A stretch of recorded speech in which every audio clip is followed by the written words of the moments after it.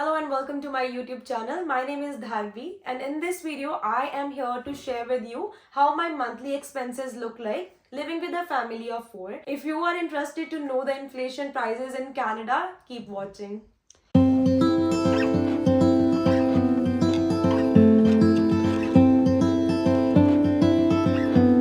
Perfect. So what I'm gonna do in this video right now, I will tell you how my expenses are with my whole family together.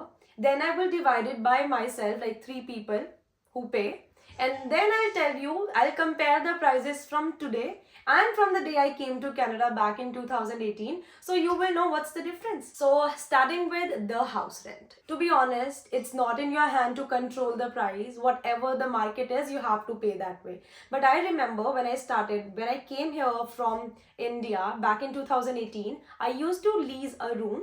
Like it was a private room in basement. Back then I used to rent it for $550, but that was private. And now living with my family, we are 4, and which is why we have to have our own place, right? We cannot just sublease with some other person. So what we did, we rented a whole house, which is 3 master bedroom, 1 bath, proper house, right? Which we are subleasing. We are subleasing 1 room to 2 people. So the whole house we are renting for is $3,500. So if 3,500 minus 1,200 that we are getting from the 2 individuals living in a room, that makes it to 2,300. And now it's me, my sister and my brother-in-law who pay for the rent. So if I divide it by 3, then each person is paying around $750. Where again, it is my private room. It is a house now. Back then it's basement. But yeah, that's the price we are looking at. To be honest, if you go now in this market, you go and find a place, you're not going to find it in this price. It's just because we are living here from long time, and then our owner finds us great people, which is why he didn't increase our rent that much. So we are leasing it at 3,500. I cannot control it. Being it you're a student, being it you have your own house, it comes with an expense. So 750 is something that I cannot avoid. And then comes internet. Back then in 2018, everything was all inclusive, whereas now we have to pay for the internet because we are leasing the house. So average monthly cost for internet is around $60, and if I divide it among 3 of us, every month $20 I'm paying towards internet. Again, that's something that I cannot avoid because you cannot live in this era without internet. As I told you, back then it was all inclusive, but now this house we have to pay the utilities as well. So it's basement people and us, 70% the upper floor pays and 30% is something that the basement. It's not just in this house, it's everywhere you lease. That's the protocol. They think upper people use more electricity than basement. I don't know why, but well, yeah, whatever. So I roughly would say, like, towards utilities we are paying 200 to 300. Utilities are basically gas, electricity and water. Water bill comes every 3 months, but I'm including everything, which makes it around 300 every month. And again, if I divide it by 3, I pay $100 towards utilities. And then comes the phone bill. Again, this is something that you cannot avoid, but you would be very surprised to know that I really got a very cheap plan. Well, yeah, I recently, I was paying too much every month, around $130, because it was a deal with my phone and internet. So what I did, I decided to do that I'm going to pay off my phone, because I didn't find it very helpful to pay every month $130 just towards the phone bill. On Black Friday, I paid off my device around $700. Now my monthly plan every month is $35. Well, yeah, I got it. It's cheaper, I know, right? I was surprised too. I got that deal, $35 for 50 gigabytes of data, which also include USA. So I was surprised. I was like, I am not going to leave this. Plus, recently I got my mother a phone, which I am paying. My mother's phone bill is around $100. So if I combine it all, 100 for my mother and $35 for myself, I'm paying around 135 towards the phone bill. Again, that's not avoidable because you need to have a network, right? So that's that. Back then I also have a device, X Max, which I got for my sister, and also I was paying for the network. It was around same price, like I would say 110 or 120 even back then. So there's no inflation difference between the mobile phones and the network providers. Now comes the car loan. Well, yes, when I was student back in 2018, I didn't had a car, which is why I was paying for my Presto. I remember loading a student Presto card was around $80-90, or max I could recall is $110. Right now I don't know, I guess it's more than that, 100%. But when it comes to my car loan, because I got it in a good era, I would say. Right now the interest rate is super high, which is why you can never get this car in this price in today's time. But back then I got it at 1.99% interest rate, which is why bi-weekly I'm paying $265. So that makes it to what? Which is $530. And add on, you pay monthly insurance because we are leasing the house, we are buying a tenant insurance as well. Plus I have my car insurance with 3 drivers. We are paying around $300. So 530 plus 300 gives me $830, which gives me around $276 per person that we are paying towards car. And now comes the gas. Well, it's not LPG cylinder that I'm talking about. Gas, we call petrol as gas here. So for gas, averagely every month we do 3 to 4 tanks of gas, which is around $80 for one. So I would say around $300 for 1 month of gas. And if I divide 300 by 3 people, it's around what, $100 every month for the gas. But if you want to go on long drives, if you're planning trips, then I'm not counting it in $300 gas. It's just minimum. For me, traveling to work and back and forth, my brother-in-law back and forth, going to gym, going to groceries, only that. And back then, because I never owned a car, only Presto.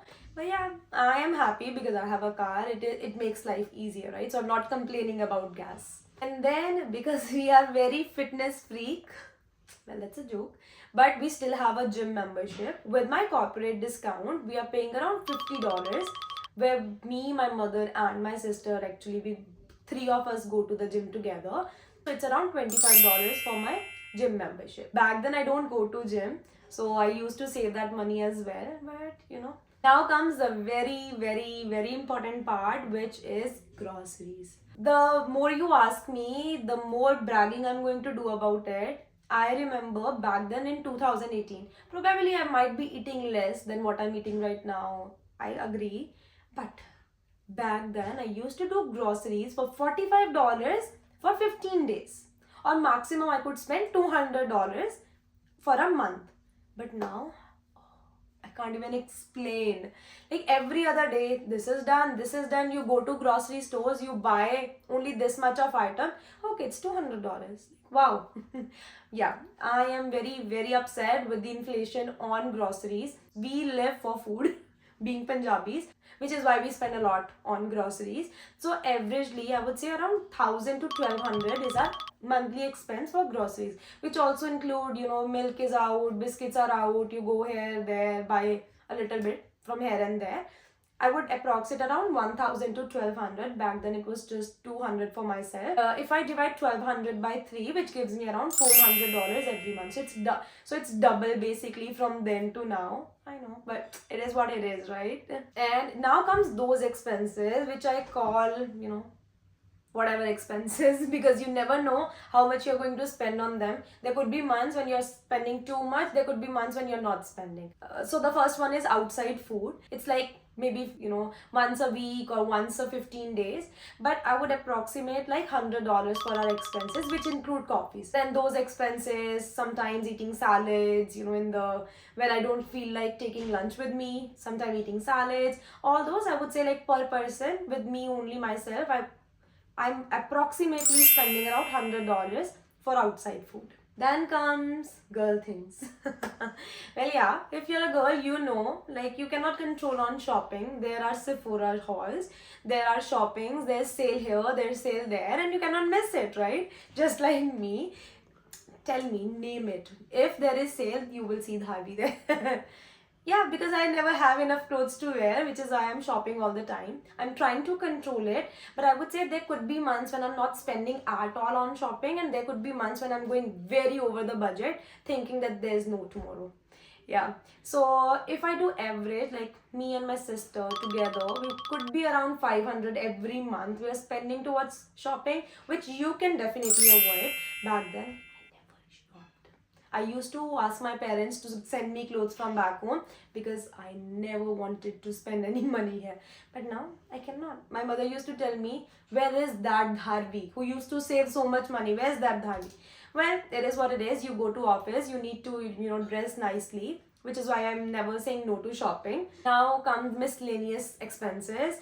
Like, it could be anything, someone's birthday, buying cakes, buying someone flowers or gifts. Maybe, doing car service, or maybe it could be anything, right? Could be related to car, could be related to health, medicines, anything like that. I would consider it miscellaneous. I would count it at $200 per month. Back then, I never used to spend money. And now comes the total. So if I talk about what I spend, which is 100% I'm spending, every month I am spending $2,500. Well, you heard it right. Averagely, if you're living in Toronto, you could expect to spend around $2,500 every month. You could see what you can do different from what I am doing differently. But most of the discounts I already have, being it on my phone bill, internet bill. Averagely, I'm spending $2,500 every month. And then comes back then in 2018. Can you imagine? When I totaled everything, I used to spend $1,000. 2,500 now, 1,000 back then. It is a major difference. Being it, I was student, I was not spending too much, I was trying to save, could be doing calculation, how much I'm spending here, how much is it back home. I used to spend 1,000 a month. I miss those days very badly. It is what it is. Like, that's the only saying I can use right now. But if you find it like, there could be things that you can tell me that I could do differently or I could save more money with, please let me know, because $2,500 is way too much, way too much. Yeah, I hope you find this video interesting and you see how much money I spend every month. And what I will do, I will see you in next video. Till then, you take care. If you like this video, do like, share and subscribe my YouTube channel. Until then, take care. Bye.